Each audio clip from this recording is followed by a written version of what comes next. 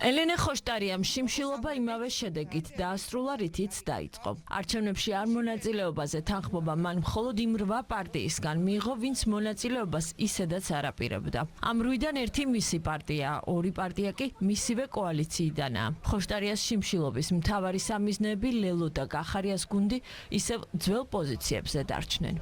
სატელეფონო თუ შეიძლება. შიმშილობის მთავარი ადრესატები ვინ იყვნენ, რომ გითხრათ, გახარიას და ლელოს პარტია არ მოიაზრებოდა? როცა პასუხი არ აქვს, ელენე ხოშტარიას საუბარი არ სურს და მაესტროს კრიტიკას იწყებს, თუმცა მისი ბოლო პოსტებიც მოწმობს, რომ მისი ერთ-ერთი მთავარი ადრესატი ლელო იყო. ხაზარაძე ჯაფარიძის პარტიაში გადაჭრით არაფერს ამბობენ, თუმცა არ მალავენ, რომ კოლეგა ოპოზიციონერების სტრატეგია არ მოსწონთ. არის მაღალი შანსი იმისა, რომ დღეს საქართველოს დემოკრატიული ძალები უშვებდნენ შეცდომას, რომელსაც შეიძლება ჰქონდეს მძიმე ფასი და გავლენა დიდი ხნის განმავლობაში. თუმცა ეს არის მათი არჩევანი, მე პატივს ვცემ კოლეგების ნებისმიერ გადაწყვეტილებას. რეალურად ეს ისედაც ვიცოდით, ისიც არ ვიცით და ვერ ხვდები რა შეჭირდებოდა ამ შიმშილობის ან ფორმის არჩევა. თავადაც ძალიან კარგად იცოდნენ ჩვენი პოზიცია და ჩვენ ვამბობდით, რომ ვერავინ და ვერაფერი ჩვენს გადაწყვეტილებაზე ზემოქმედებას ვერ ახდენს. ეს აქამდე არ მომხდარა და არც მომავალში არ მომხდება. ერთადერთივისთვისაც ხოშტარიას სამდღიანი შიმშილობა შედეგიანი აღმოჩნდა ნაციონალური მოძრაობა. ლელოზე თავშეკავებულად საუბრობენ და ამტკიცებენ, რომ 8 ოპოზიციური სუბიექტის სულისკვეთებას ლელოც იზიარებს.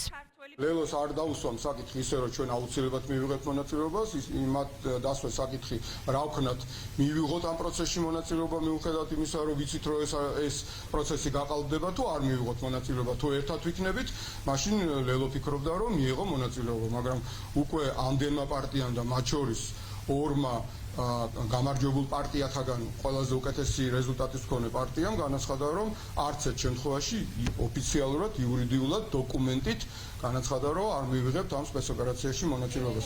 ხოშტარიას ქმედებას ახსნას ვერ უძებნის მმართველი გუნდი. სახელმწიფო პარტიაში განმარტავენ, რომ მიზანი საზოგადოების შეცდომაში შეყვანა იყო, რაც არ გამოუვიდათ. თუმცა შიმშილობის ვადა და მოთხოვნა ქართული ოცნების ლიდერების შეფასებით მაინც უპრეცედენტო იყო.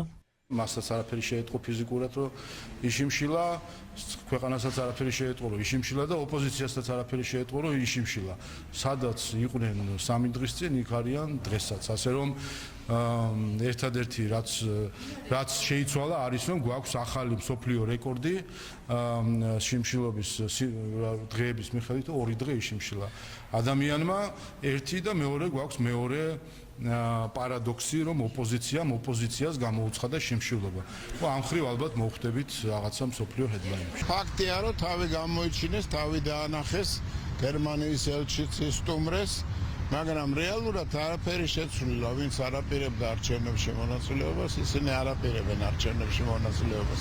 თვითონ არსია აი ამ პროცესისა, მე მგონი მაინც არის გარკვეული მესიჯების გაგზავნა იმ მიმართულებით, საიდანაც ფინანსები და პოლიტიკური მხარდაჭერა ჩამოდის. ის ოპოზიციური პარტიები, ვინც გუშინ გამოვიდნენ, ისაც ვიცოდით, რომ ვარს იძახდნენ და ამბობდნენ არჩევნებში მონაწილეობაზე, თუმცა არის რიგი ოპოზიციური პარტიები, ვინც გამოხატავს მზაობას მიიღოს არჩევნებში მონაწილეობაში. შესაბამისად, არ ვიცი, გაუგებარია აბსოლუტურად რა იყო შინაარსი და მთავარი მიზანი. ან დაწყების შიმშილობის, ან შემდეგ შეწყების. ხმაურიანად დაწყებული შიმშილობის დასრულება ელენე ხოშტარიას ისეთივე ხმაურიანი ვერ გამოუვიდა. ლელო და გახარიას პარტია ადგილობრივი თვითმმართველობის არჩევნებში მონაწილეობისთვის ისევ ემზადებიან.